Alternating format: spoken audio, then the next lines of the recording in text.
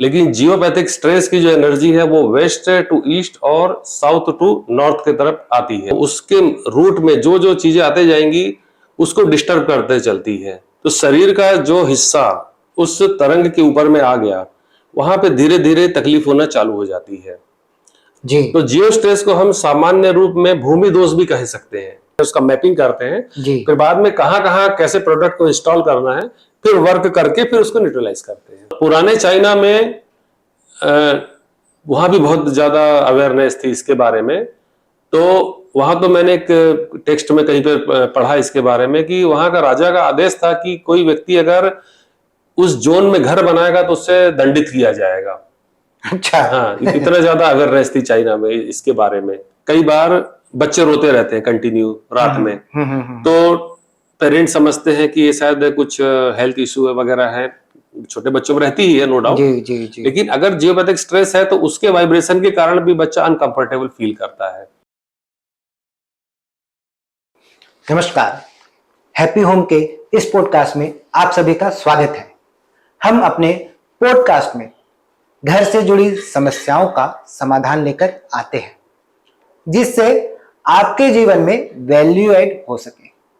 और आज हमारे स्टूडियो में हमारे साथ श्रीमान सुनील मिश्रा जी हैं। सर नमस्कार। नमस्कार। जो पिछले 15 सालों से वास्तु और जियो स्ट्रेस के क्षेत्र में कार्यरत हैं। इनके सैकड़ों संतुष्ट ग्राहक हैं, जिनके जीवन में काफी सकारात्मक बदलाव हुए हैं इनके उपायों से, इनके सुझावों से। यदि आपको भी इनसे कांटेक्ट करना हो तो डिस्क्रिप्शन में हमने इनका डिटेल्स दिया हुआ है। तो चलिए स्टार्ट करते हैं आज का वीडियो। आपका स्वागत है सर। धन्यवाद। सबसे पहले हमें यह बताइए, जियो स्ट्रेस क्या होता है? जियो स्ट्रेस एक बहुत पुराना टर्म है। जियो मतलब धरती, स्ट्रेस मतलब तनाव। जियोपैथिक स्ट्रेस इसका फुल फॉर्म है। जियोपैथिक स्ट्रेस मतलब अर्थ से जुड़ी हुई सफरिंग, अर्थ से निकलने वाले हार्मफुल वाइब्रेशन। जी। अर्थ में हम जानते हैं कि magnetic energy north to south जाती है, solar energy east to west जाती है। लेकिन जियोपैथिक स्ट्रेस की जो एनर्जी है वो वेस्ट टू ईस्ट और साउथ टू नॉर्थ की तरफ आती है। अच्छा। ये इलेक्ट्रोमैग्नेटिक एनर्जीज हैं जी जी। जो कि अर्थ के अंदर जब एंटर करती है तो लौटते समय रास्ते में उनके बहुत सारे चट्टान हैं, मिनरल्स हैं, ज्वालामुखी का लावा है, बहुत सारे पानी के फ्लो रहते हैं। उनके कांटेक्ट में आते हुए जब आगे बढ़ते जाती है तो उसमें एक वाइब्रेशन, एक तरंग उत्पन्न होती है जी।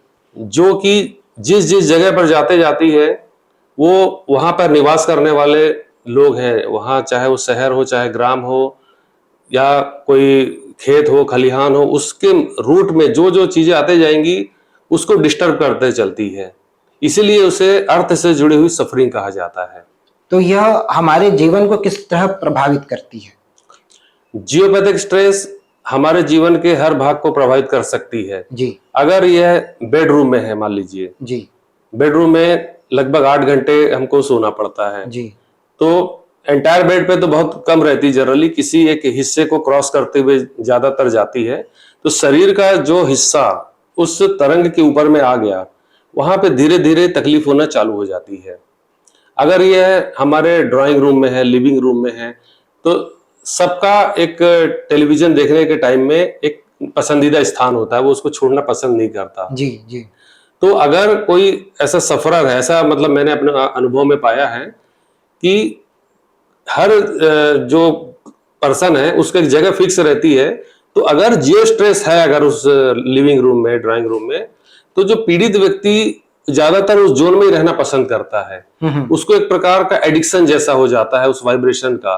वो उसको वहां से अगर हटाते हैं तो उसको अनकंफर्टेबल फील होता है।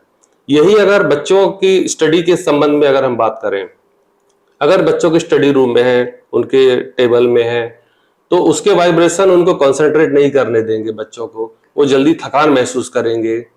और इसलिए इसका असर बच्चों और बुजुर्गों पर यंग लोगों की तुलना में ज्यादा होता है। जी, मतलब बच्चों और बुजुर्गों बुजुर्गों को पे इसकी इसका असर असर ज्यादा ज्यादा है। ज्यादा देखने को मिलते तो हैं। अगर एज वाइज हम देखें तो 60 के बाद और 12 से नीचे ऐसा है। नहीं नहीं, लगभग हम इसको मान लें, अगर 15 से 18 साल तक 0 to 15 18, और उधर 40 45 से ऊपर के जो एज वाले हैं, बुजुर्ग तो नहीं बोलेंगे, 45 के ऊपर, 45 मिड के एज के ऊपर के, ऊपर। हाँ, जब इम्यूनिटी धीरे धीरे शरीर की कमजोर होना चालू होती है, उनको इसका असर जल्दी होता है। सर आप एक वास्तुशास्त्री भी हैं, जी। जियो स्ट्रेस इस फील्ड में आप कैसे आए। इसके पीछे एक रोचक घटना है, कहना चाहिए। जी मेरे एक रिलेटिव जबलपुर में रहते हैं, जी तो उन्होंने लगभग 10 साल 12 साल पहले मुझे फोन किया एक बार कि आपके छत्तीसगढ़ में जियोपैथिक स्ट्रेस के कोई एक्सपर्ट हैं क्या। तो मुझे सुन के आश्चर्य हुआ, क्योंकि ये शब्द मैंने उस समय पहली बार सुना था। ज्योतिष वास्तु तो मैं जानता था, जी। लेकिन ये शब्द मैंने पहली बार सुना। तो मैंने उनसे प्रश्न किया कि ये क्या चीज है। हाँ जी। तो उन्होंने बताया कि जबलपुर और भोपाल और नॉर्थ इंडिया में खास तौर से इसके बारे में अवेयरनेस थोड़ी सी बढ़ रही है। लोग अपना शॉपिंग कॉम्प्लेक्स बना रहे हो, रेसिडेंस बना रहे हो, कुछ भी ऐसा कंस्ट्रक्शन कर रहे हो, तो एक उसके एक्सपर्ट की सलाह लेकर उसको रेक्टिफाई करना जरूरी समझते हैं। तो अगर छत्तीसगढ़ में कोई हो तो आप हमको सजेस्ट करें। जी। तो मुझे इसके बारे में कोई जानकारी थी ही नहीं, और ना ही मैंने कभी सुना था ऐसा कोई विशेषज्ञ है इस यहाँ छत्तीसगढ़ में। जी। तो मैंने कहा ठीक है, मैं पता करके बताता हूँ। और मैंने बट उस जियोपैथिक स्ट्रेस जो शब्द है उनको डायरी में नोट कर लिया। कुछ दिन के बाद मैं एक दिन थोड़ा सा फ्री इंटरनेट पर कुछ मैं सर्च कर रहा था, तो अचानक मेरे ध्यान में आया कि मैं देखूं ये है क्या, जियोपैथिक स्ट्रेस। तो मैंने गूगल में सर्च करना चालू किया। जी। गूगल में सर्च करना चालू किया तो जब देखा कि जियोपैथिक स्ट्रेस जिस जगह पर रहता है, वहां पर रहने वाले लोगों को किन किन समस्याओं का सामना करना पड़ता है, शारीरिक, मानसिक, आर्थिक, इस टाइप का ऊपर बहुत सारा अच्छे से उसमें डिटेल में था, एनालिसिस था। जी। तो मैं देखकर हैरान रह गया कि वो लगभग सारे लक्षण, 90% लक्षण हेल्थ रिलेटेड, और सारे के सारे मुझ में थे। अच्छा। हाँ, वो सारी की सारी तकलीफें मैं झेल रहा था। ओ। क्योंकि मुझे उस समय, मुझे कई सालों से रात में कई बार आता दिल की धड़कन तेज हो जाती थी, जबकि मुझे ऐसे सच कोई मतलब, ठीक है, मैं बीपी वगैरह मेरे को कभी नहीं रहा, लेकिन अनकंफर्टेबल फील होता था, तो रातों रात में हॉस्पिटल भी गया मैं। मैंने अपना बीपी चेक कराया, वो नॉर्मल निकला। ईसीजी वगैरह कराया, वो भी नॉर्मल निकला। डॉक्टर ने कहा कि आपको ऐसी कोई तकलीफ नहीं है, लेकिन मुझे क्या घबराहट हो रही है बहुत ज्यादा। जी जी जी। ऐसा करके 3 4 बार रात में हुआ मेरे साथ में। फिर सुबह उठो तो बहुत ज्यादा थकान महसूस होना चालू हुई, जबकि मैं बरसों से, कम 25 30 साल से और पहले से मैं सुबह योग करता हूँ, मेडिटेशन करता हूँ, और अपने आप को बहुत फ्रेश फील करता हूँ। लेकिन उस समय दिनों दिन मेरी हेल्थ डाउन होते जा रही थी। तो मैंने जब वो लक्षण पढ़े कि जियोपैथिक स्ट्रेस से जो अगर पीड़ित व्यक्ति रहता है या कोई प्लेस रहता है, वहां ऐसे ऐसे लक्षण रहते हैं, मैं हैरान रह गया। और सारे के सारे मेरे घर में है, सारे लक्षण। तब इसको मैंने फिर पता करना चालू किया, तो पता चला छत्तीसगढ़ में एक वर्मा सर है, अनिल वर्मा सर, वो काफी एज है उनकी। मैंने उनसे कांटेक्ट किया, तो उन्होंने मुझे सलाह दिया कि इसका रेक्टिफिकेशन तो यहाँ सच कुछ है नहीं, और बहुत हाईली एक्सपेंसिव भी है यहाँ। जी। आप चाहो तो खुद सीख सकते हो इसको। तब मैंने फिर सर्च करना चालू किया इसके विषय में। तो इसके बहुत बड़े एक जानकार है, मुंबई में है, रवि वैद्य सर। रवि वैद्य सर हैं मुंबई में। जी जी। उनसे कांटेक्ट किया, तो उन्होंने बताया उनका एक सिस्टमेटिक इसका एक कोर्स होता है। ओके। जो कि आपको 3 पार्ट में करना पड़ता है, कम से कम 6 7 महीना टाइम लगता है, प्रैक्टिस करनी पड़ती है। जी जी। तो मैं इसलिए 3 बार मुंबई गया। 3 बार मुंबई गया। उसके तो अलग अलग लेवल है, बेसिक, एडवांस और स्पेशलिटी कोर्स। उस सारे चीजों को मैंने वहां ट्रेनिंग किया। तो अकेले ट्रेनिंग करने से कुछ नहीं होता है, ठीक बात है। उसको आके आपको प्रैक्टिस भी करना है। तो उस समय जो टूल्स वगैरह थे वो बहुत बेसिक लेवल के थे। तो उससे ही जो भी अनुभव हुआ, उससे मैंने अपने घर को ठीक किया, मुझे बहुत ज्यादा रिलीफ मिला। फिर मैंने जब अपने साथी लोगों को बताया, तो सबके घर में कुछ ना कुछ हेल्थ इश्यूज थे। मैंने उनके यहाँ सलाह दिया, उनको काफी रिलीफ मिला। इसमें मेरा एक काफी बड़ा अचीवमेंट मुझे जो फील हुआ कि हाँ, इस पे मेरा अनुभव थोड़ा सा काम आ रहा है। नागपुर में मेरे एक परिचित के माध्यम से मुझे जानने का मौका मिला, उनके वाइफ को पैरों में बहुत ज्यादा तकलीफ थी जी। और वो लगातार 2 साल से मुंबई मतलब जाते थे हॉस्पिटल में चेकअप कराने, और सारे इलाज कराने के बाद भी उनको आराम नहीं हो पा रहा था ओके। और दिनों दिन तकलीफ और बढ़ती जा रही थी। और जो हस्बैंड है उनके, वो बताते थे कि मैं रात में सोता हूँ, उनका डबल बेडेड जो बेड था, लेफ्ट साइड में हस्बैंड सोते थे, राइट साइड में वाइफ सोती थी। हस्बैंड बोले रात में मेरे को ऐसा लगता है मैं पलंग से नीचे गिर जाऊंगा, हाँ हाँ। उनको ऐसा घबराहट सी होती थी। जी जी जी। तो मैंने जब जो उस समय बेसिक टूल थे, मैंने उससे जब चेक किया तो ये देखा कि वो जियो स्ट्रेस की जो लाइन है, इलेक्ट्रोमैग्नेटिक लाइन है, वो वाइफ के पैरों के तरफ से आके हस्बैंड के सिर के तरफ से क्रॉस करके जा रही है। ओ। वो ऐसी रहती, जनरली वो स्ट्रेट बहुत कम जाती है, वो Diagonal जाती एंगल, है। हाँ एंगल या डायगोनल ज्यादा जाती जी है वो। जी।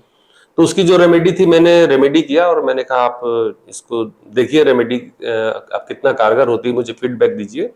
फिर 3 महीने के बाद एक दूसरे क्लाइंट के यहाँ जब मुझे जाना मिला तो मैं फीडबैक लेने गया, तो बहुत उनका चेहरा देख के मुझे भी अच्छा लगा, एकदम बहुत फ्रेश फील कर रहे थे। और उन्होंने फिर कहा कि आप जब से उसको लगा के गए, धीरे धीरे 1-1.5 महीना लगा हमको नॉर्मल होने में, उसके बाद से अभी तक वो तकलीफ हमको दोबारा नहीं हुई। तो इससे मेरा इस तरह से परिचय हुआ, फिर उस पे और कॉन्फिडेंस बढ़ना चालू हुआ। फिर मॉडर्न इंस्ट्रूमेंट को यूज करना चालू किया, फिर फैक्ट्रियों में जाना चालू किया, बड़े बड़े उद्योगपतियों के यहाँ फिर घर में गया। जी जी। सबको जैसे रिलीफ मिलता गया तो लोगों के माउथ पब्लिसिटी होने से ही मुझे मतलब काफी बड़े बड़े काम मिलने लगे।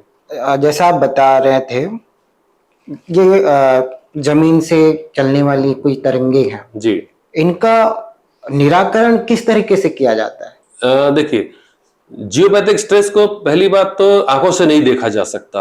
अच्छा, इसके हाँ, संकेत कैसे होते हैं? संकेत, हाँ मैं वही बताने जा रहा हूँ आपको। मैं आंखों से इसको नहीं देखा जा सकता, हम केवल अनुभव कर सकते हैं। तो इसके कुछ खास लक्षण होते हैं जो कि लगभग सारे संसार में एक जैसे हैं, पूरे संसार में लगभग एक जैसे हैं जी। इसका पहला लक्षण होता है, अगर जियोपैथिक स्ट्रेस जोन पर अगर कोई व्यक्ति सोता है, उनका बेड है मान लीजिए, और उनका शरीर उस लाइन के ऊपर में आ जा रहा है मान लीजिए, या लाइन क्रॉस होते हुए जा रही है उनके शरीर से, तो उनको सुबह उठने के समय हमेशा थकान महसूस होगी। ये सबसे पहला लक्षण है। ठीक है। आपकी जिंदगी में भले कोई समस्या ना हो, आपकी जॉब अच्छा हो, सैलरी अच्छी मिल रही हो, आपका बिजनेस बहुत अच्छा चल रहा, सब ठीक है मान लो, बट आपको कंफर्टेबल कभी फील मॉर्निंग में नहीं होगा। अच्छा, हाँ, मतलब हमेशा ऐसा मेडिकल इश्यूज हो ये जरूरी नहीं है। जरूरी नहीं है, ये शुरुआती दौर की बात कर रहा हूँ। इसमें भी अलग अलग इंटेंसिटी, अलग अलग तीव्रता की तरंगे रहती है, समझिए जी। तो शुरुआती दौर मान लो माइल्ड है, या कोई पर्सन नया नया घर बना शिफ्ट हुआ है, साल 6 महीना 1 साल 2 साल हुआ है, तो उतना जल्दी उसका असर नहीं दिखता जनरल। ठीक बात है। वो सुबह उठने से रात में उनको थकान लगनी चालू होती है। दूसरा लक्षण होता है, उस घर के आसपास में जियोपैथिक स्ट्रेस जहां रहता है, वहां पे चींटी और दीमक की समस्या बराबर कंटिन्यू बने रहती है। आप कितना भी ट्रीटमेंट करा लीजिए, हम जनरली लोग हम क्या समझते हैं, चींटी है वो तो जमीन से कहीं भी आ सकती है, दीमक को कहीं भी आ सकता है। हाँ जी, हाँ जी, हाँ जी, हाँ जी। ऐसा होता भी है, ठीक है। लेकिन ये वाइब्रेशन, जियोपैथिक स्ट्रेस की वाइब्रेशन उनको बहुत अट्रैक्ट करती है, तो ये अपने आप अट्रैक्ट होकर उस जगह पे उनकी कॉलोनी फलती फूलती है बहुत ज्यादा। ये दूसरा लक्षण है। तीसरा लक्षण है, बिल्लियां उस क्षेत्र के आसपास रहना ज्यादा पसंद करती हैं। अब यहाँ पे फिर है कि बिल्ली एक पालतू जीव है, बहुत सारे लोग पालते हैं, और लोगों को घर में उनको फूड शेल्टर मिल जाता है तब भी आते हैं। तो अगर उस कारण को छोड़ दें तो बिल्ली पर्टिकुलर उस जोन में रहना पसंद करती है। अच्छा, आप उनको कहीं भी छोड़ दीजिए, घर में बैठेंगी उसी जगह पर आकर। Okay okay. फिर घर के कोई बाउंड्री वगैरह है जहां से क्रॉस होके अगर जा रही है, तो कितना भी अच्छा कंस्ट्रक्शन आपने कराया हो, धीरे धीरे करके उसमें क्रैक या दरार दिखना चालू हो जाएगी एक लंबे समय के बाद में। नए घर में तो नहीं, जब घर थोड़ा पुराना हो जाता है तो दरार दिखनी चालू हो जाती है। अगर उस जोन पर इलेक्ट्रॉनिक इक्विपमेंट है, कंप्यूटर वगैरह है मान लीजिए, या माइक्रोवेव ओवन है, ऐसा कुछ मतलब रखा हुआ है, हाउस होल्ड कुछ प्रोडक्ट रखा है, वो कंटिन्यू खराब होता जाता है। अच्छा, उसके वाइब्रेशन के कारण लोग उसकी प्रॉब्लम को रेक्टिफाई करते हैं मैकेनिक के पास या कंप्यूटर जो एक्सपर्ट रहते हैं उनके पास में, बट वो बनने के बाद कुछ दिन के बाद वही समस्या फिर आ जाती है। ऐसा ही एक मुझे एक किस्सा भी याद है, रेलवे के इंजीनियर हैं, उनके घर में उनको बड़े हेल्थ इश्यू थे।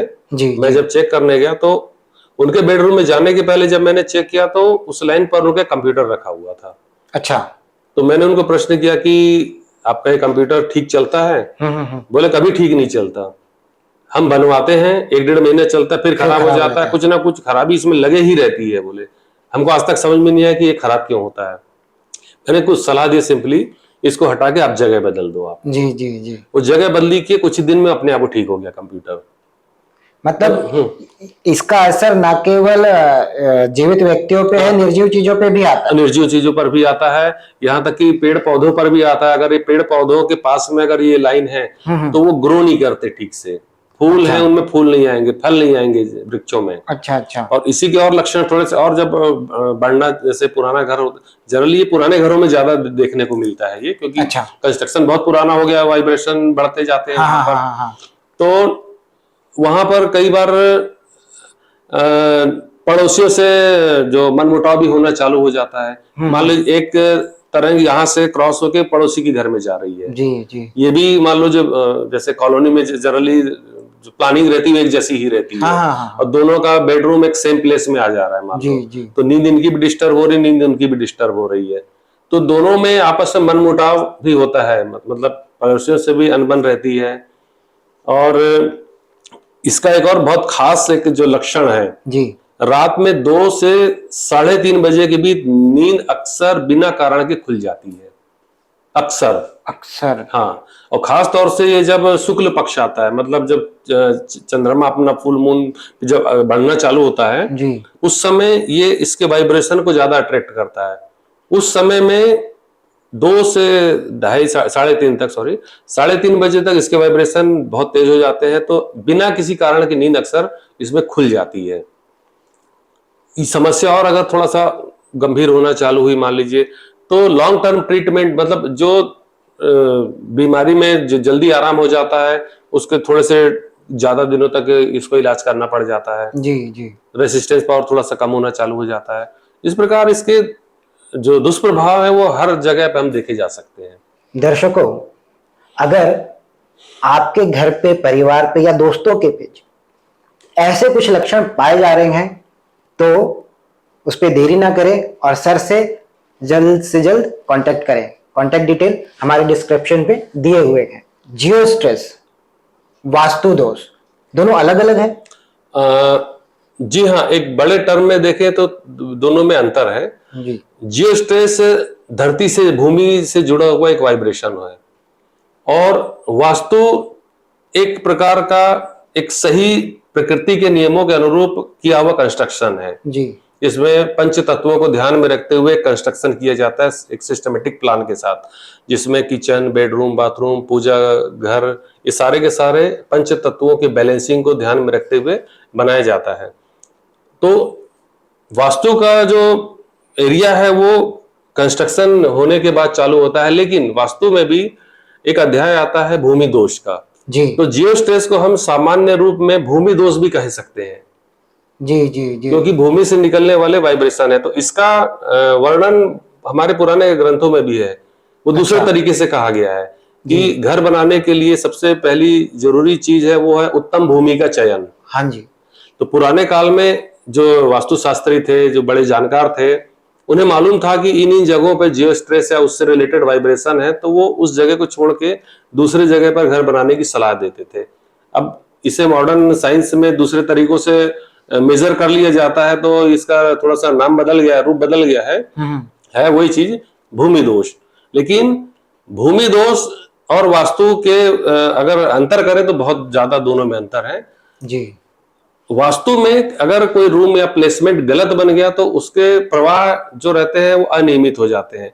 उसके कारण पंच तत्वों में अनियमितता हो जाती है, इम्बैलेंसिंग होने से वो तकलीफ होती है, वो अलग किस्म की होती है। ये अलग वाइब्रेशन है।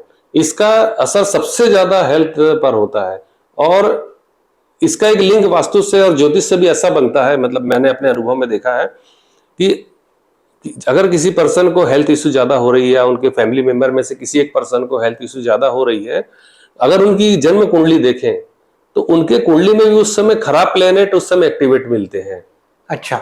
हाँ, ये एक अजीब सा एक कॉम्बिनेशन है जी। कि तकलीफ हो रही है और हम कुंडली देखें तो वाइब्रेशन उनके गड़बड़ मिलते हैं।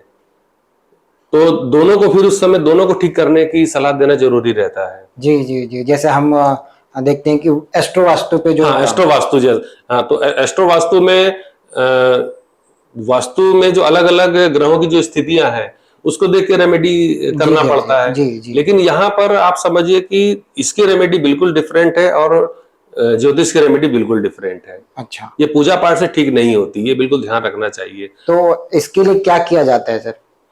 इसके लिए देखिए, सबसे अच्छा जो तरीका जो कहा जाता है पूरे विश्व में, ये कहा जाता है कि हो सके तो इससे दूर रहो। अगर सबसे अगर अच्छा आपको, है। हाँ, सबसे अच्छा है कि अगर आपको पता चल जाए कि मान लो आपके घर के पर्टिकुलर किसी प्लेस में ऐसा वाइब्रेशन है, तो सबसे अच्छा है उससे थोड़ा सा दूर हो जाओ आप। जी जी। लेकिन आजकल सीमित लोगों के पास संसाधन है, जगह नहीं रहती। फिर दूसरा तरीका है कि फिर उसका आपको रेक्टिफाई करना पड़ता है। जी।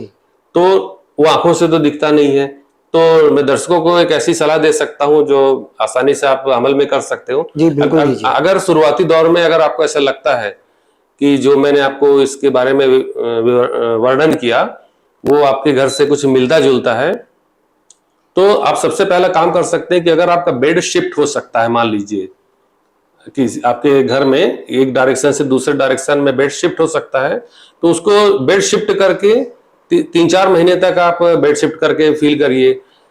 अधिकांश मामलों में इतना करने से लोगों को रिलीफ मिल जाता है। अगर आजकल इंटीरियर डिजाइनिंग के हिसाब से बेड फिक्स रहते हैं, कई बार जी। वॉल में फिक्स रहते हैं, उसे हम हटा नहीं सकते। हाँ जी। तो ऐसे कंडीशन में आप अपना डायरेक्शन सोने का चेंज कर सकते हैं। हाँ हाँ। उससे भी आपको थोड़ा सा फर्क महसूस हो सकता है। मान लीजिए अगर उतने करने में भी आपको रिलीफ नहीं मिल रहा है, तो अगर आपके घर में कोई दूसरा रूम है तो कोशिश करिए कि कुछ दिन दूसरे रूम में भी जाकर थोड़ा सा रह के देखिए, हो सकता है आपको रिलीफ मिले। अगर ऐसा वहां रिलीफ मिल जा रहा है और आपको कोई रहने में कोई परेशानी नहीं हो रही, तो उस रूम को आप रहने में चुनाव कर सकते हैं। अन्यथा इसका रेमेडी ही एकमात्र उपाय है। और इसकी रेमेडी सरल है, सस्ती है या? इसकी रेमेडी देखिए दोनों कैटेगरी में आती है, पर मध्यम वर्ग में, मतलब अगर मैं बात करूं मध्यम वर्गीय लोगों के लिए थोड़ा सा उनको एक्सपेंसिव महसूस हो सकती है, क्योंकि इसे खास प्रकार के प्रोडक्ट्स न्यूट्रलाइजर रहते हैं, उसके द्वारा इसको न्यूट्रलाइज किया जा सकता है। जी जी। और उसे साइंटिफिक इंस्ट्रूमेंट रहते हैं, उससे देखकर उसकी एग्जैक्ट लोकेशन पता करते हैं, वहां पर उसको पॉइंट करके ब्लॉक करते हैं जी। और वो लगभग 10 से 15 साल उसकी सर्विस रहती है उस प्रोडक्ट की। हाँ हाँ हाँ। बट कई बार फाइनेंस की परेशानी रहती है, तो ऐसे जगहों में भी हम काम करते हैं। वहां पर हम कुछ दूसरे अल्टरनेटिव रेमेडीज रहती हैं, कुछ ऑप्शन रहते हैं, तो हम उनके बजट में ध्यान रखते हुए कुछ ऐसी रेमेडीज रहती जो बताते हैं, जो कि जिसका दायरा सीमित रहता है लेकिन वो भी काम करता है, लोगों को उससे भी बहुत रिलीफ मिलता है। सर, जैसा आपने बताया इसके बारे में, तो क्या जियो स्ट्रेस को मापने के लिए कोई विशेष उपकरण, तकनीक है? जी हाँ, जियो स्ट्रेस का एक्चुअल लोगों को ज्ञान अभी से नहीं, सदियों से रहा है। जी जी जी। तो पुराने काल में केवल वो एक वाई शेप की रॉड रहती थी या लकड़ी रहती थी, जिससे पानी वगैरह भी लोग ढूंढ लेते हैं। हाँ हाँ हाँ। उस तरीके से प्रयोग करके उसका पता लगा लेते थे। उसके बाद में पेंडुलम का जमाना आया, तो पेंडुलम को भी आपने देखा होगा, कई जगह यूज करते हैं। तो पेंडुलम का यूज करके भी उसको पता लगाया जा सकता है। फिर थर्ड कैटेगरी में आता है एल रॉड, कहते हैं, एल शेप की एक रॉड रहती है, उससे भी पानी ढूंढने में उपयोग में लाते हैं, बट जियोपैथिक स्ट्रेस के जो जानकार रहते हैं उससे उसे ढूंढ सकते हैं। जी जी। अब उसके बाद में जर्मनी के एक साइंटिस्ट ने एक इंस्ट्रूमेंट का आविष्कार किया जिसे कहते हैं लेकर एंटीना। लेकर एंटीना जी जी। वो इसमें बहुत ज्यादा कारगर सिद्ध हुआ इसे ढूंढने में, और इसमें अलग अलग कैटेगरी की एनर्जीज रहती हैं और बहुत सारी, उसको ढूंढने में इस पे उन्होंने काफी अच्छा काम किया, इसे यूज किया जाता है। और इंडिया में भी डॉक्टर मन्ने मूर्ति एक बहुत बड़े साइंटिस्ट हैं, उन्होंने भी अपने एक इंस्ट्रूमेंट का आविष्कार किया जिसे यूनिवर्सल ऑरा स्कैनर कहते हैं। जी जी। यूनिवर्सल ऑरा स्कैनर से बहुत आसानी से इसे पता लगाया जा सकता है और उसकी हेल्प से इसे बंद भी किया जा सकता है। सर, क्या आपके पास वो इंस्ट्रूमेंट अभी होगा? हाँ, क्या हमारे दर्शकों को हम उसका एक डेमो दे पाएंगे? हाँ, मैं बिल्कुल दिखा सकता हूँ। जियोपैथिक स्ट्रेस को प्राचीन काल से, मैंने आपको जैसे पहले बताया, कई तरीकों से चेक किया जाता था। उनमें से एक पद्धति ये भी है, इस पेंडुलम की मदद से भी जियोपैथिक स्ट्रेस को ढूंढा जा सकता है। तो मेरे गुरु हैं डॉक्टर रवि वैद्य सर, जो मुंबई में है, उन्होंने मुझे इसी से डिटेक्ट करना बताया। अच्छा। और ये भी काफी कारगर है, और वो संसार के बड़े बड़े जगहों पर जाके केवल इसी की हेल्प से और रॉड की हेल्प से जाके उन्होंने जियोपैथिक स्ट्रेस को डिटेक्ट करके ठीक किया है।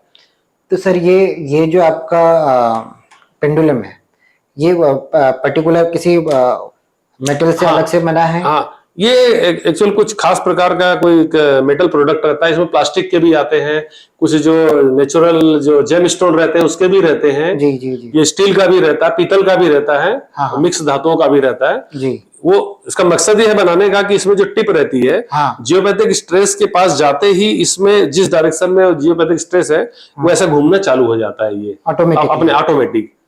बस इसको हमको ट्रेनिंग यही मिलती है कि इससे होल्ड करना कैसे सीखे। हाँ। नहीं, आम लोग सोचेंगे कि आप अपने हाथों से उसे घुमा रहे हो, जी जी। ऐसा नहीं है। इसे होल्ड करते हैं, जब उस एनर्जी के ऊपर जैसे ही जाएंगे वो अपने आप इस पे ना इंडिकेट होना चालू हो जाएगा, वो कैसे भी घूम सकता है वो जाकर। अच्छा अच्छा। तो ये तो हुआ पुराना सिस्टम, जो मेरे गुरु हैं आज भी इसी से काम करते हैं, भले टेक्नोलॉजी कितनी भी डेवलप हो गई हो। जी। दूसरा सिस्टम है ये यूनिवर्सल ऑरा स्कैनर। अच्छा। इसका इन्वेंशन डॉक्टर मन्ने मूर्ति है, न्यूक्लियर साइंटिस्ट है, उन्होंने किया है। इसमें यहाँ पर जिस जगह पर हम काम करते हैं वहां का पानी का सैंपल लगाते हैं ये दोनों आर्म में जी। और उस घर के हम गेट पे खड़े होते हैं, जैसे जैसे इसको जब ऐसे ऑन करते हैं, ऑन करेंगे तो वो जिस डायरेक्शन में जियोपैथिक स्ट्रेस है वो उस डायरेक्शन में ऐसे अपने आप घूम जाता है, चाहे लेफ्ट राइट या जैसा भी हो। वो हमको उसका एक इंडिकेशन पता चल जाता है कि यहाँ पे हमको वर्किंग करना है। ऐसा करते एक एक कमरे से करते हुए सारे घर को पहले डिटेक्ट करते हैं, उसका मैपिंग करते हैं, फिर बाद में कहाँ कहाँ कैसे प्रोडक्ट को इंस्टॉल करना है, फिर वर्क करके फिर उसको न्यूट्रलाइज करते हैं। ओके। तो सर वो आप अगर न्यूट्रलाइजर आपके पास रखें, हाँ, मैं उसका सैंपल दिखा दीजिए। हाँ, अभी दिखा देता हूँ, वो भी दिखा दीजिए। वो आपका यहाँ कमरे का, एक मिनट देखो, पॉजिटिविटी आपके कमरे में यहाँ बहुत कम है, ओनली 30%। ये जियोपैथिक स्ट्रेस को न्यूट्रलाइज करने का एक प्रोडक्ट है जी, जियो रिवर्सल रॉड बोलते हैं। अच्छा। इसे खास तकनीक से बनाया गया है। इसमें भी आपके वो मन्ने मूर्ति सर का इसमें लोगो डिटेल दिया हुआ है, लोगो बना है, और ये ब्रांडेड है। हाँ जी, हाँ। क्योंकि बाजार में बहुत सारे प्रोडक्ट मिलते हैं, उनकी विश्वसनीयता के बारे में मैं कुछ नहीं बोल सकता, लेकिन मैं यही यूज करता हूं क्योंकि यही भारत में जियोपैथिक स्ट्रेस को लाने का श्रेय डॉक्टर मन्ने मूर्ति सर को ही जाता है। अच्छा। इसके कारण से इनके बनाए हुए प्रोडक्ट की सर्विस बहुत अच्छी रहती है, तो मैं इसी को ही यूज करता हूँ। जी जी। दूसरा प्रोडक्ट रहता है जो मैंने आपको बताया कि अर्थ से जो नीचे से जो वाइब्रेशन वर्टिकल जो निकलते हैं उसको ब्लॉक करने के लिए इस प्रकार के कैप्सूल को यूज किया जाता है। अच्छा, जिससे कि ड्रिल करके टाइल्स के अंदर में इंसर्ट करते हैं, तो इसीलिए ड्रिल करके अंदर कर देते हैं। इसीलिए इन दोनों को, मकान अगर नया बन रहा है तो टाइल्स लगने के पहले इसे भी लगाया जा सकता है, इसे भी लगाया जा सकता है, इसके ऊपर टाइल्स लग जाती है। वरना बनने के बाद सपोज अगर बीच में कहीं पर आए तो ड्रिल करने के अलावा फिर हमारे पास कोई ऑप्शन नहीं रहता है। ये सर सपोज जैसे हम बना रहे हैं तो इसी को घर के चारों तरफ अगर लगा देते हैं तो अपने आप चीजें खत्म हो जाएंगी? नहीं, जहां आती है वहीं पे, जहां पे आती है वही, वरना इतने बड़े एरिया में मतलब लगाने का कोई सेंस भी नहीं है। अच्छा, ये इसका रेंज कितना रहता है? ये जैसे इसमें 3 अलग अलग रेंज की आती है जी। पहली रेंज रहती है जो 12 से 15 फीट तक के एरिया को रोकती है, मतलब एक छोटा कमरा है मान लीजिए जी जी जी, तो छोटे कमरे में अगर हमने कहीं अगर एरिया कवर करना है तो 12 से 15 फीट तक वो ब्लॉक कर देता है जी। अच्छा, उसमें भी वो किस एंगल से आ रही है उसको समझना पड़ता है। मान लीजिए कि प्लॉट 40-60 का है, मान लीजिए 30-50 का, 60-100 का है, और वो प्लॉट के सेंटर से मतलब लॉन्ग डायरेक्शन से आ रही है मान लो जी जी, तो ऐसे ज्यादा रॉड लगानी पड़ जाएगी। हाँ जी। तो उसकी कंडीशन में इसको ज्यादा ना लगाते हुए फिर हम एक ही लगाते हैं 50 फीट रेंज वाली, 50 फीट वाली एक ही लगाते हैं, तो 40-60 के प्लॉट में लगभग 50 फीट तक वो एक ही ब्लॉक कर देती है। और जो बहुत बड़े बंगले हैं या फैक्ट्री एरिया है या कोई ऐसी यूनिट है मान लीजिए जहाँ का एरिया काफी विशाल है, हाँ, शेड बहुत बड़े बड़े हैं जी जी, तो वहां पे फिर हम 200 फीट की रेंज वाली लगाते हैं। अच्छा। वो भी एरिया डिटेक्ट करके कि हमारा उद्देश्य इसे ज्यादा से ज्यादा लगाना नहीं, कम से कम लगा के ज्यादा से ज्यादा एरिया कवर करना है। सपोज सर मैं अपने घर पे ये लगा रहा हूँ जहां हमारे यहाँ पे सब कुछ, तो मेरे लगाने के बाद इसका जो आपने बताया इतना फीट ये काम करता है जी, तो मेरे पड़ोस में भी इसका इफेक्ट जाएगा? अगर वहां पे कुछ रहा तो वो भी ठीक हो जाएगा? हाँ, अगर मान लीजिए आपके ऐसे वॉल पे लग रहा है कि उसी के नेक्स्ट पड़ोसी का अगर कॉमन वॉल है मान लीजिए और उनका बेडरूम है जी, तो आपके लगाने से पुण्य फल उन्हें भी मिल जाएगा, क्योंकि 15 फीट वो उधर भी कवर कर जाएगा। हाँ। हाँ, लेकिन अगर दूसरे डायरेक्शन में है तो वो आपके रूम तक ही ज्यादा से ज्यादा हमारे कवर हो में। पाएगा। जी जी जी, बहुत बढ़िया सर। हाँ, मैं इसको आपको ओपन करके भी दिखाता हूँ इसको। जी जी जी, ये एक खास प्रकार का एक फार्मूले से बनी हुई रॉड है ये। अच्छा तो जिसका फार्मूला इनका पेटेंट है, मन्ने मूर्ति सर का एक पेटेंटेड फार्मूला है, अच्छा अच्छा। और उसको इसके अंदर में इंसर्ट करके इसको पैक किया गया है। ये तो ब्रास है शायद। ब्रास और जिंक का शायद ये एक कॉम्बिनेशन है। एक्चुअल हमें फार्मूला हमें भी नहीं मालूम, अच्छा हम अच्छा। तो केवल यूज करते हैं। हाँ। लेकिन शायद ब्रास और जिंक के कॉम्बिनेशन से ये रॉड बनी है, और इनका कोई सीक्रेट फार्मूला जो इसके अंदर में है, ये पेटेंटेड फॉर्म। ये पेटेंट है, ये पेटेंट है ये इनका। अच्छा अच्छा अच्छा, बहुत बढ़िया सर। इसमें भी ये डॉक्टर मन्ने हाँ, मूर्ति मन्ने मूर्ति का जो हाँ। ओरिजिनल का है, ये स्टिकर लोगो लगा एम्ब्लेम हुआ लगा हुआ है, ये इसमें भी है ये। जी जी जी जी, बहुत बढ़िया बहुत बढ़िया।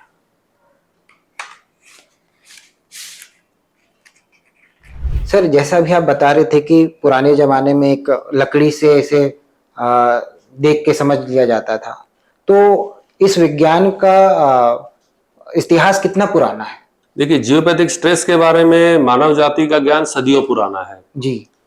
भारत ज्ञान के मामले में विश्व में हमेशा अग्रणी रहा है। भारत में बहुत पहले से जानते रहे हैं लोग इसके बारे में। जी जी। इसी कारण से वास्तु में एक अध्याय ही है भूमि दोष के बारे में। हाँ हाँ। लेकिन अन्य देशों में, अगर मैं यूरोप की बात करूं, तो स्कॉटलैंड में चरवाहे वगैरह जो रहते थे, वो उनको कुछ इसका अनुभव नहीं था। तो वे चरवाहे जब अपनी बस्तियां शिफ्ट करते थे किसी दूसरे प्लेस पर, तो वो भेड़ों को ले जाके छोड़ देते थे कोई एक मैदानी एरिया में जाके।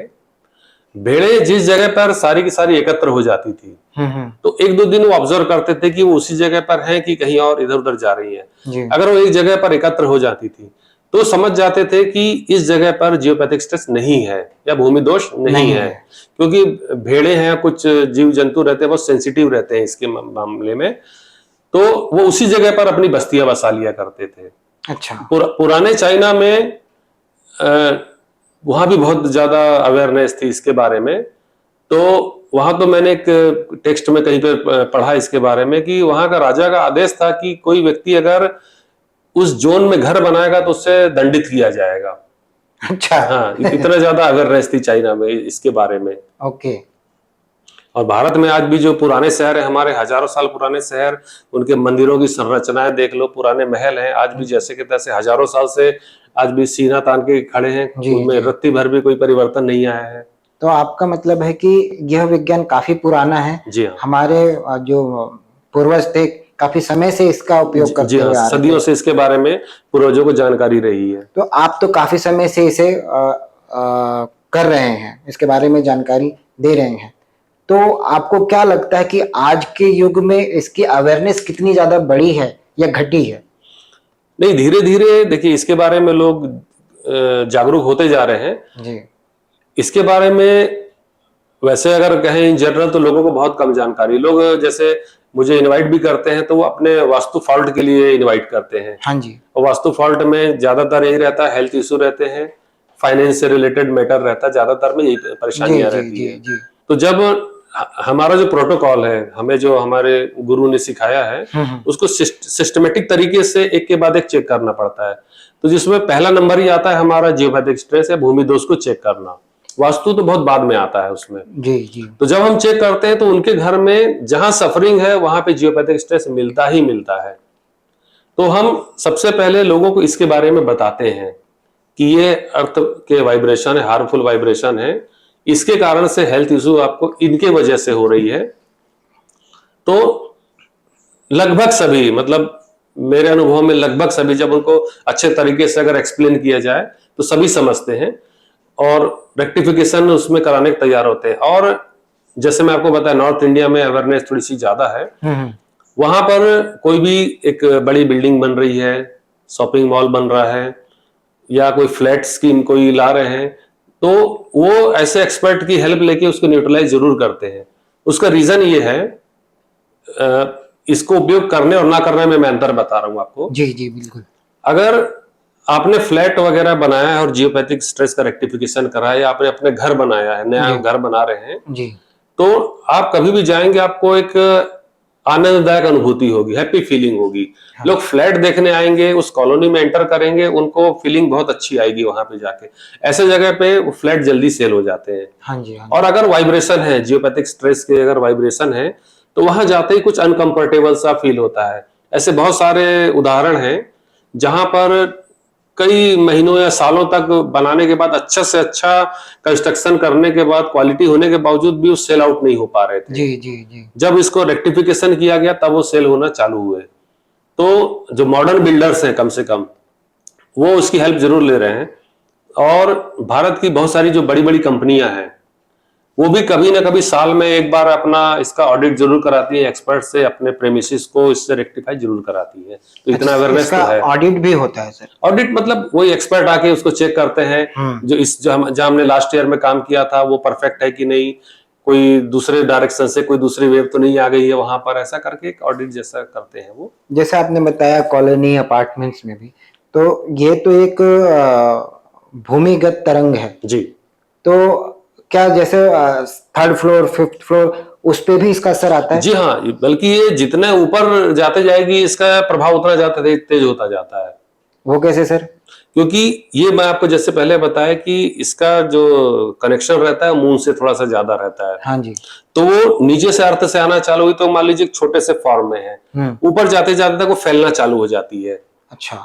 वो ऊपर जाके छत में टकराती है, फिर वहां पे कंक्रीट का स्लैब वगैरह है उससे टकराती है, फिर वो कुछ डायरेक्शन चेंज कर लेती है। ऐसा करते हुए जैसे जैसे ऊपर जाती है तो एक ऐसा फनल के जैसे फॉर्म में आते जाती है वो। अच्छा अच्छा। तो एक और इंटरेस्टिंग फैक्ट इसमें ये भी है कि जो प्लेस ग्राउंड फ्लोर पे जिस जगह है, ऑलमोस्ट उसके 2-4 फीट के अंतर में ही वो लास्ट फ्लोर में भी वहीं पे मिलेगा एग्जैक्ट। ओके। तो कई बार जैसे हमें जैसे डबल स्टोरी डुप्लेक्स घर में जाना जरूरत पड़ती है, या हाँ। ट्रिपल स्टोरी में भी जाते हैं, तो शुरुआती दौर में हम उन पे कोई इकोनॉमी से हम बजट उनका गड़बड़ नहीं करते हैं, हम केवल ग्राउंड फ्लोर को रेक्टिफाई कर देते हैं और ऊपर जाके देखते हैं तो 90% वाइब्रेशन अपने आप खत्म हो जाते हैं। हाँ, अगर नीचे ठीक कर दोगे तो ऊपर अपने आप बंद हो जाते हैं। तो ज्यादातर मैं लोगों को यही सलाह देता हूँ, आप ग्राउंड फ्लोर करवा लीजिए, सेकंड फ्लोर में कुछ दिक्कत आई तो उस समय कराइए, नहीं तो मत कराइए। तो उसी से लोगों को रिलीफ मिल जाता है। तो ये ना केवल जमीन पे असर करती है, ऊपर भी असर करते रहती है। जैसा आपने बताया बहुत ज्यादा असर करती है।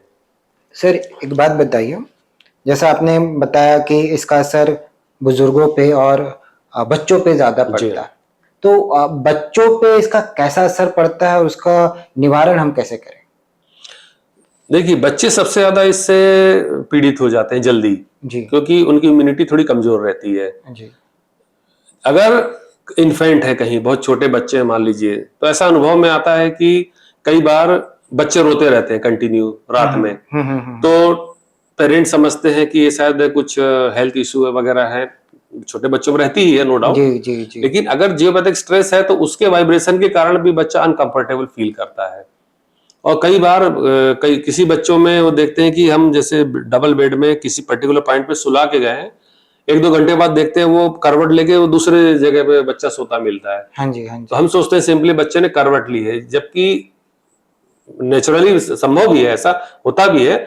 लेकिन जियोपैथिक स्ट्रेस रहने पे बच्चे का माइंड में भी जो वैसा एक सेंसिटिविटी रहती है वो उससे दूर हटना चाहता है। कई बार बच्चे पलंग से गिर भी जाते हैं। हाँ जी हाँ जी। तो वो उसका रीजन भी है। तो मैंने एक घर में ऐसी एक प्रॉब्लम होता था कि उनकी एक बेबी थी छोटी, उनकी शिकायत रहती थी कि डबल बेडेड रूम होने के बावजूद भी वो उनकी जो बच्ची है वो बेड से बार बार नीचे गिर जाती है। हम तकिया रख देते हैं, हमने यहाँ तक कि तकिया भी रखा उसको रोकने के लिए, उसके बावजूद तकिया के ऊपर से आके नीचे गिर जाती है। ओहो। तो जब मैंने चेक किया तो उनका पूरा बेडरूम ही हाईली अफेक्टेड था जियोपैथिक स्ट्रेस से। तो उसमें जब हमने रेमेडी किया उसके बाद से अभी तक वो शिकायत दोबारा नहीं मिली। और अगर बच्चों की बात करें जो स्कूल में जाते हैं, तो अगर उनके टेबल के आसपास के जोन में है, अगर उनका टेबल ऐसे जोन के आसपास में है, नोइंग अननोइंगली वो अच्छे से कंसंट्रेट नहीं कर पाते, उनमें चिड़चिड़ापन रहता है। और अगर उनका बेड है मान लीजिए उसी जोन में, आजकल बच्चों के सेपरेट रूम भी बन रहे हैं, हाँ जी। अगर वो है तो उनकी नींद अच्छे से नहीं हो पा रही है, नींद अच्छी नहीं हो रही, तो हम रीजन समझ रहे हैं कि बच्चा कॉन्सेंट्रेट इसलिए नहीं कर पा रहा, अच्छा रिजल्ट इसलिए नहीं दे पा रहा है क्योंकि वो उसके ऊपर पढ़ाई का प्रेशर बहुत ज्यादा है, कंपटीशन का प्रेशर बहुत ज्यादा है। एक कारण उनमें से ये भी हो सकता है। इसी के संबंध में एक ऑस्ट्रिया के एक रिसर्चर है, कैथी बैचलर नाम है उनका जी। उन्होंने 3000 बच्चों के ऊपर रिसर्च किया। 3000 बच्चों पर रिसर्च किया यही जियोपैथिक स्ट्रेस के बारे में कि इसका बच्चों के एजुकेशन पर क्या असर पड़ता है। तो उन्होंने ये निष्कर्ष निकाला कि जो बच्चे जियोपैथिक स्ट्रेस जोन में बैठे पाए गए वो लोगों अन्य बच्चों की तुलना में कम कंसंट्रेट कर पा रहे थे, पढ़ाई को कम थोड़ा सा समझ पा रहे थे और चिड़चिड़ापन बहुत ज्यादा था उनमें। और आपको जान के और कुछ एक दो इंटरेस्टिंग फैक्ट बताता हूं इसके बारे में। फॉरेन में, जर्मनी में अगर किसी को कैंसर होता है जी। तो वहां एक सीधा कॉमन एक टर्म है, अवेयरनेस है, cancer is a disease of location caused by geopathic stress. अरे बाप रे। हाँ, अधिकांश मामलों में, कम से कम यूरोप, जर्मनी में तो कम से कम, हाँ। कैंसर अगर है तो 90% मामलों में जियोपैथिक स्ट्रेस ही रिस्पॉन्सिबल है, ये अच्छा। माना जाता है। इतनी ज्यादा अवेयरनेस है वहां पर। ऑस्ट्रिया का मैं आपको बताया कि वहां पे स्कूलों में सालाना ऐसे विजिट करते हैं एक्सपर्ट की, स्कूल के किसी एरिया में तो नहीं है जिससे बच्चे अच्छे से अपना रिजल्ट ना दे पाए। और जर्मनी हो गया आपका, ऑस्ट्रिया हो गया, इंग्लैंड वगैरह में अगर जैसे कोई इंश्योरेंस पॉलिसी वगैरह लेते हैं मान लीजिए, हाँ जी। तो उनको कई बार इंश्योरेंस कंपनी अपने घर का जियोपैथिक स्ट्रेस का सर्टिफिकेट देने को कहती है कि आप ये साबित करिए कि इसमें जियोपैथिक स्ट्रेस नहीं है आपके घर में। अरे बाप रे, इसके बारे में तो हमारे इंडिया में कुछ भी नहीं है। हाँ, इस मामले में हाँ, हम लोग तो काफी पीछे हैं। हाँ, काफी पीछे हैं, तो वहां पर इतनी अवेयरनेस है। हाँ, यूएसए में इसके बारे में बहुत कम जानकारी है। अच्छा। यूएसए नहीं, ये यूरोप इसके पायोनियर है, यूरोप में बहुत ज्यादा इसके बारे में जानकारियां हैं। और जर्मनी वर्ल्ड में नंबर 1 है। जर्मनी वर्ल्ड में नंबर 1 है जियोपैथिक स्ट्रेस के बारे में। बहुत ही शानदार से, बहुत शानदार चीजें आपने बताए हैं। बहुत ही अच्छी चीज आप बता रहे हो, वो शानदार चीजें बता रहे हो जिसके बारे में शायद ही हमारे कोई दर्शक पहले से जानते हो। अगर जानते भी होंगे तो सर जरूर हमारे कमेंट बॉक्स में बताइएगा। सर ये आपने बताया ना, न्यूट्रलाइजर एक टर्म आपने यूज किया था, तो ये होता क्या है?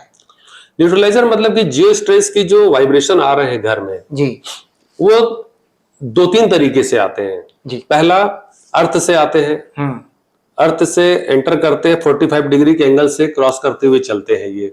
अच्छा। दूसरा, इन्हीं जोन के आसपास जहां ये जो वाइब्रेशन, मान लीजिए किसी एरिया में 2 लाइन अगर आ रही है उनकी, उन्हीं के आसपास में अर्थ से कुछ वाइब्रेशन निकलना, अर्थ से निकलना, वर्टिकली निकलना चालू हो जाते हैं। अच्छा। उनमें दूसरे प्रकार के वाइब्रेशन रहते हैं। तो पहले प्रकार के वाइब्रेशन को रोकने के लिए जो सीधे स्ट्रेट चलते हैं, एक खास प्रकार के रॉड को यूज किया जाता है जिससे वो ब्लॉक हो जाते हैं। और जो अर्थ से निकलने वाले जो दूसरे वाइब्रेशन है जो स्ट्रेट निकलते हैं जी, उनको ब्लॉक करने के दूसरे प्रोडक्ट आते हैं। अच्छा। उनको यूज करके बंद कर दिया जाता है। ये तो है साइंटिफिक अप्रोच है ये। जी, जी। जैसे मैं बताया, थोड़ा सा इसमें बजट ज्यादा रहता है क्योंकि ये भारत में बहुत कम कंपनियां ही बना पाती हैं इसको जी। और लेकिन अगर नॉर्मल पर्सन के लिए बात करें तो उसमें भी यही है कि जो कुछ कॉपर की रॉड वगैरह रहती हैं, सिंपल हम बाजार में जो ले सकते हैं 10 mm 12 mm की, उसको पॉइंट डिटेक्ट करके अगर हम वहां पे लगा देते हैं तो कम से कम एक बेड को बचाया जा सकता है। और रॉड की रेंज काफी ज्यादा रहती है, वो 15 फीट की भी रहती है, 50 फीट की भी रहती है, 200 फीट की रेंज की भी रहती है, बट वो एक्सपेंसिव भी रहती है। हाँ जी। तो लोगों के बजट को ध्यान में रखते हुए हर बार हम कोई प्रोडक्ट सेल करने पे हमारा मकसद नहीं रहा है, हम उनके बजट को देखते हुए हम रॉड को भी लगाने की सलाह देते हैं। वो सिंपल बाजार में उनके बजट में आ जाती है और बस हाँ किस जगह लगाना है वो हम एडवाइस कर देते हैं। अच्छा, जैसा आप बता रहे हैं, कई जगह पे वास्तु में भी हम कॉपर की पट्टियां, है ना, ब्रास की पट्टी, एल्युमिनियम पट्टी, ये सब यूज करते हैं जी। तो उसमें और ये वाले जो इसमें कितना अंतर है? इसमें बहुत ज्यादा अंतर है जी। वो जो वास्तु दोष में जो पट्टियां लगाई जाती हैं वो उस जोन के वास्तु के खराब वाइब्रेशन को ठीक करने के लिए लगाई जाती है या दोष को ठीक करने के लिए लगाई जाती है। ये पर्टिकुलर एक पॉइंट फिक्स है इसका, हाँ जी, उसी जगह पर ही लगाना है तो ये काम करेगी। अच्छा, हाँ, पर्टिकुलर जगह पे ही लगेगा, दूसरी जगह पे वो काम नहीं करेगी। तो लगाने के लिए वही मैं बताया, जो जो चार आपको मैंने तकनीकें बताया था, पुराने समय से और आधुनिक समय तक जी जो जी जी। तकनीकें हैं, सब लोग जो मेरे गुरु हैं रवि वैद्य सर, आज भी वो एडवांस टेक्नोलॉजी को यूज नहीं करते। हाँ हाँ। आज भी वो अपने पुराने सिस्टम को फॉलो करते हैं, ऑल ओवर वर्ल्ड में उनके क्लाइंट हैं आज भी। तो पुराने तकनीक के उपयोग करके वो उसकी हेल्प से वो उसको बंद करते हैं। तो इसके लिए पॉइंट फिक्स है। ओके। अगर कोई व्यक्ति आपसे ये विद्या के बारे में जानना चाहे, सीखना चाहे, तो क्या आप कोर्सेस वगैरह या सिखाते हैं?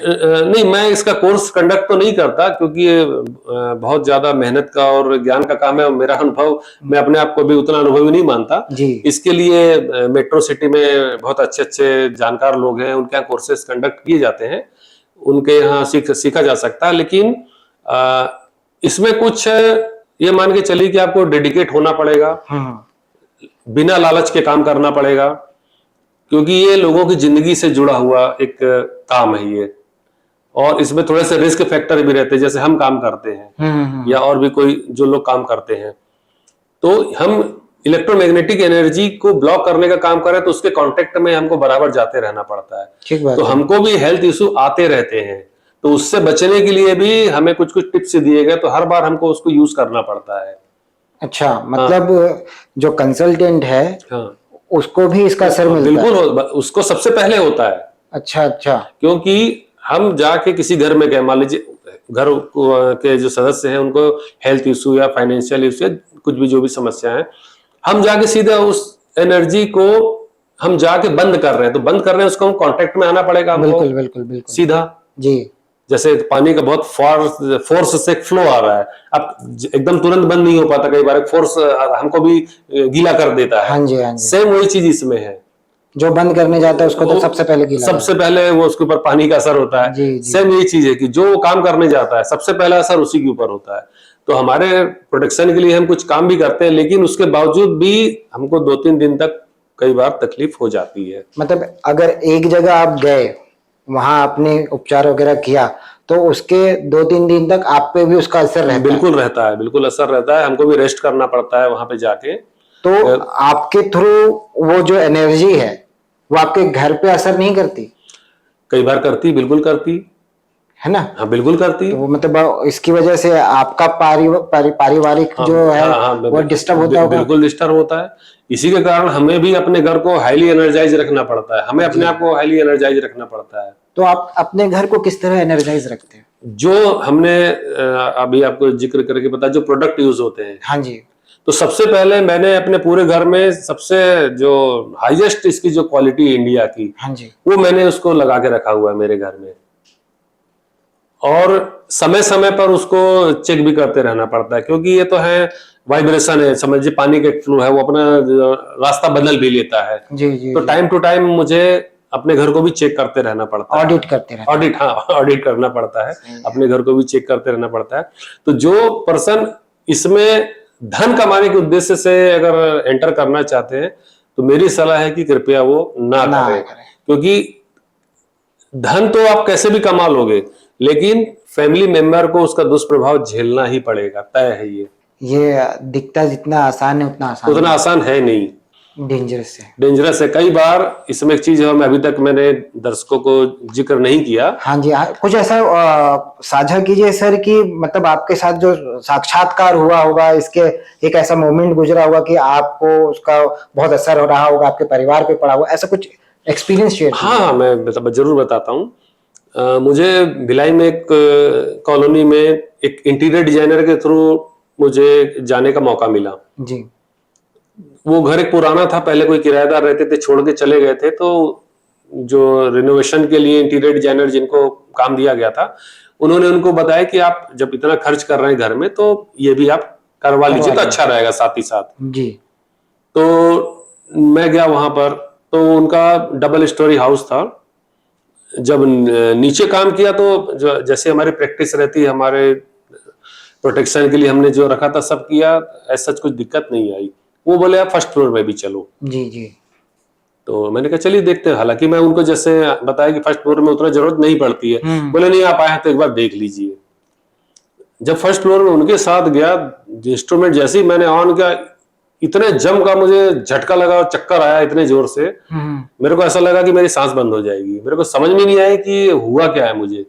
तुरंत मैं मतलब अंदर से अलर्टनेस कुछ आई, तुरंत मैं इंस्ट्रूमेंट बंद करके मैं नीचे आ गया और फिर मैं बोला मैं अभी ये काम ये नहीं कर सकता, मैं किसी और दिन करूंगा। उन्होंने बहुत बोला अरे नहीं कुछ नहीं है ऐसा। बाद में मुझे पता चला कि वहां पे कुछ तांत्रिक पूजा पाठ ऐसे कुछ कुछ एक्टिविटी होती थी, मुझे बहुत बाद में पता चला, जो घर वालों ने छुपाया था मुझसे। अच्छा। तो ऐसे भी खतरे रहते हैं जो जुड़े रहते हैं, साथ में होते हैं। अच्छा, तो आपका जो ये जो मशीन है जी, ये आपके इस तरह के जो कार्यक्रम हुए रहते हैं उसे भी डिटेक्ट कर लेते हैं? मतलब वहां के वाइब्रेशन, उसके हमें सैंपल लगाने पड़ते हैं, हम क्या चीज चेक कर रहे हैं। जब उसको सैंपल लगाते हैं तो कुछ अगर है ऐसा कुछ वाइब्रेशन तो इंडिकेशन आने लगता है, नहीं है तो नहीं आता है। अच्छा, वो एक सैंपल भी आप दिखा हाँ, दीजिए। मैं दिखाऊंगा आपको। जी बिल्कुल। अभी आपने बताया कि वास्तु और जियो स्ट्रेस काफी अलग अलग है, पर सपोज कोई घर है वास्तु दोष से है, लेकिन अगर वहां पे वास्तु दोष का निवारण कर दिया गया है तो क्या जियो स्ट्रेस वहां पे कम हो जाएगा?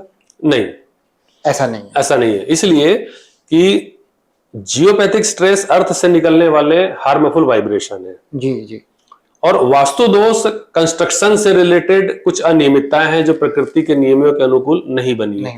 हालांकि वास्तु के अनुसार घर का निर्माण करते समय भूमि दोष को भी पहले ठीक कर लिया गया रहता है, बट वो पूजा पाठ वगैरह वो वास्तु के एंगल से या ग्रहों के एंगल से या घर के जो मुखिया रहते हैं उनके कुंडली के अनुसार उसका रेक्टिफिकेशन कर लिया रहता है, तब घर को बनाया गया रहता है। जी जी। तो जहां जियोपैथिक स्ट्रेस है मान लो किसी घर में और वास्तु दोष भी है, तब तो उस घर में बहुत ज्यादा दिक्कत आना तय है।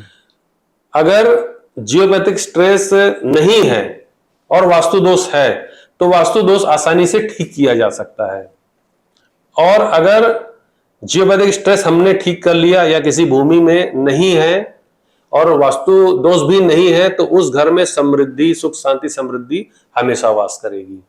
मैं कई घरों में, मुझे ऐसे घरों में भी जाने का मौका मिला जो पूरा घर का निर्माण वास्तु शास्त्री के देख रेख में कराया गया है। जी जी। मतलब फाउंडेशन से लेके इनॉग्रेशन तक सारा काम उनके अच्छे मार्गदर्शक के निगरानी में किया गया, बट शिफ्ट होने के 1 साल के बाद ही पूरे घर भर के हेल्थ इश्यू आना चालू हो गए।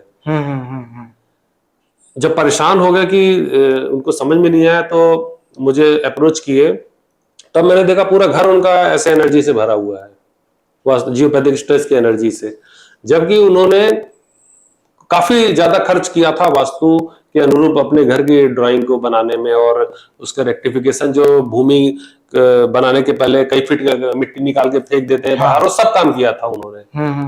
मतलब भूमि दोष जानने की भी पूरा कोशिश की थी। हाँ, वो भी उन्होंने पहले कर लिए थे, लेकिन ये तो वाइब्रेशन है, आपने मिट्टी निकाल के फेंकी, वाइब्रेशन को थोड़ी हटाया, वो वापिस आ जाती है उस जगह पर।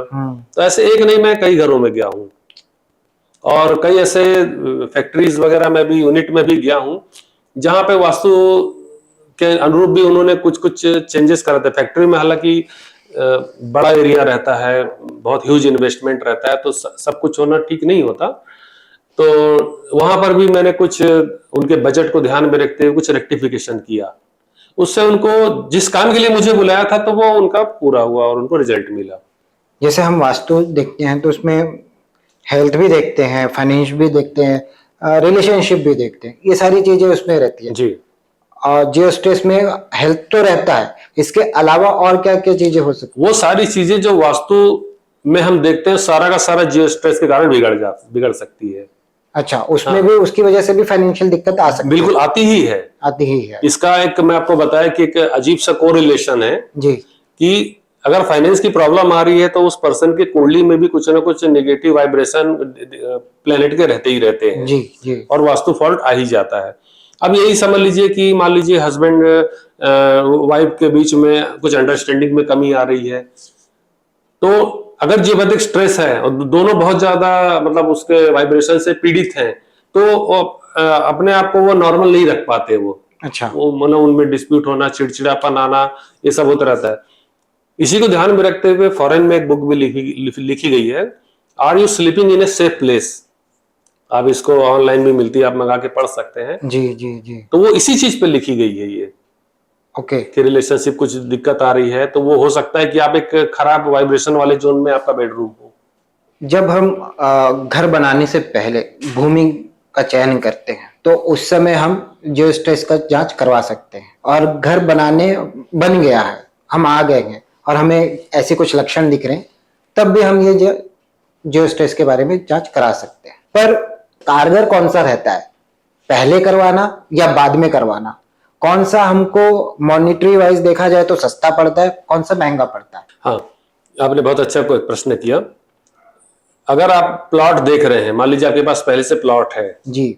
तो आप कंस्ट्रक्शन कराने के पहले, या आप जो प्लिंथ लेवल रहता है और टाइल्स लगने के पहले, उस लेवल तक आप पहले निर्माण कार्य करा लीजिए आप।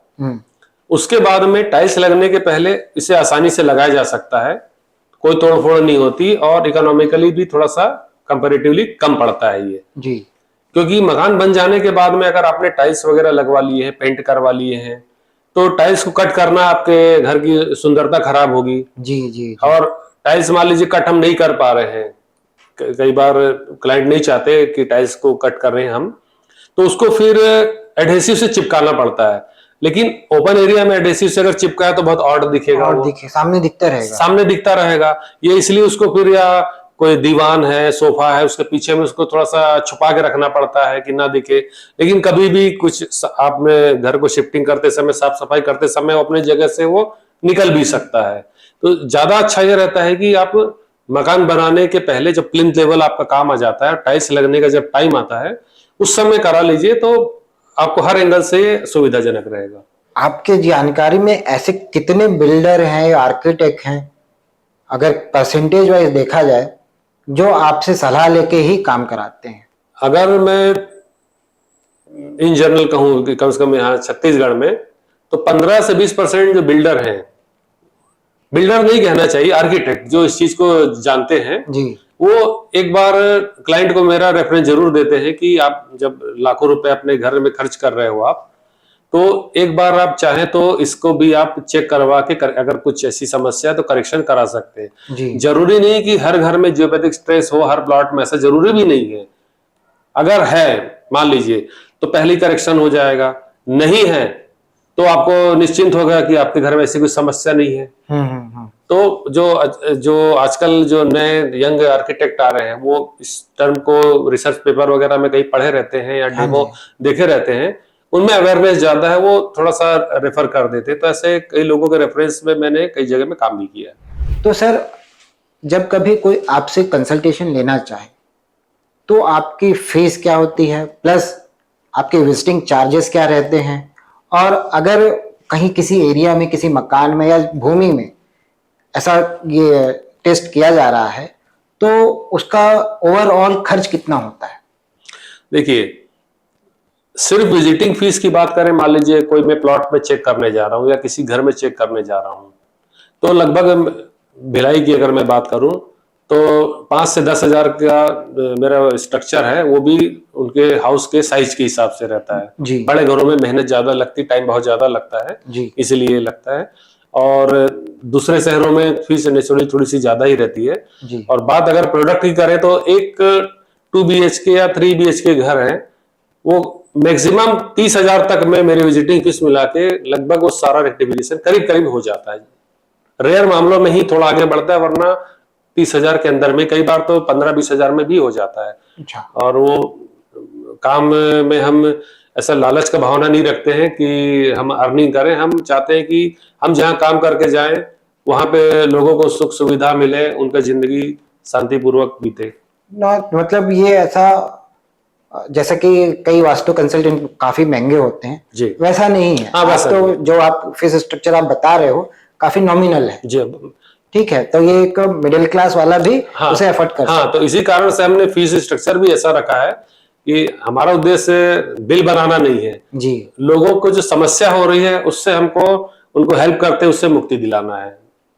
बहुत बढ़िया सर, बहुत अच्छी सोच है आपकी। इसी तरह आपकी सोच बनी रहे, आपके पास ज्यादा से ज्यादा ग्राहक आए, हमारे दर्शक जो देख रहे हैं वो भी आपसे जुड़े। आगे बढ़ते हैं सर। सर आपने रवि वैद सर के बारे में बताया, अनिल वर्मा जी के बारे में बताया, मन्ने मूर्ति जी के बारे में बताया, ऐसे काफी बड़े बड़े हस्तियों के बारे में आपने बताया। तो जो रिसर्च किए हुए हैं, इस पे काम किए हुए हैं, तो ऐसा कोई डॉक्यूमेंट्स है जिससे हमको इसकी प्रामाणिकता मिल सके? हाँ बिल्कुल है, जी जी, मैं आपको दिखाता हूँ। मैं जी जी बताएं। जैसे एक बुक लिखी गई है, are you sleeping in a safe place. जी ये इंग्लैंड का एक पब्लिकेशन है, आप इसे ऑनलाइन सर्च कर सकते हैं, चाहे तो बुक आप अमेजोन वगैरह में मिलती होगी, आप बुक ऑनलाइन परचेज भी कर सकते हैं। जी फिर एक रिसर्च पेपर भी आपको ऑनलाइन में आप सर्च करेंगे, detection of geopathic stress zone and its effect on human system. अच्छा, ये भी एक रिसर्च किया गया है इंडिया में, इसके बारे में भी आप गूगल में सर्च करके इसको प्रिंट ले जानकारी मिल सकते हैं, जाएगी। जानकारी मिल सकते हैं। और एक इंडिया की एक कंपनी है, बहुत बड़ी कंपनी है, जिसका नाम है एनवायरोनिक्स। एनवायरोनिक्स। एनवायरोनिक्स से बहुत मतलब पायोनियर कंपनी इंडिया की, जी जी जो कि इसी प्रकार के एनर्जी फील्ड पे काम करती है। इसके बारे में भी इंटरनेट पर आपको इसकी वेबसाइट पे जानकारी मिल जाएगी। तो इन्होंने जो भारत के बहुत बड़े बड़े प्रोजेक्ट हैं जहां पे काम करते हैं, ऑडिट करते हैं, उसके बारे में आपको सारी जानकारी एनवायरोनिक्स में भी मिल जाएगी आपको। जी ये ओपन है, ये भी गूगल पर उपलब्ध है। फिर एक रिसर्च पेपर और इंडिया में लिखा गया है, effects of geopathic stress on payment distresses. मतलब जियोपैथिक स्ट्रेस इतना पावरफुल होता है कि अगर कहीं पर कंक्रीट का फ्लोरिंग की गई है, वहां पर भी कई बार क्रैक्स देखने को मिल जाते हैं। जी जी तो उसी के ऊपर एक ये रिसर्च पेपर इंडिया में लिखा गया है, effects of geopathic stress on payment distresses. और एक रिसर्च पेपर और है, geopathic stress a threat to built environment. ऐसा करके आप इंटरनेट पे सर्च करेंगे तो बहुत सारी आपको जानकारी मिल जाएगी, भारत में ही आपको मिल जाएगी।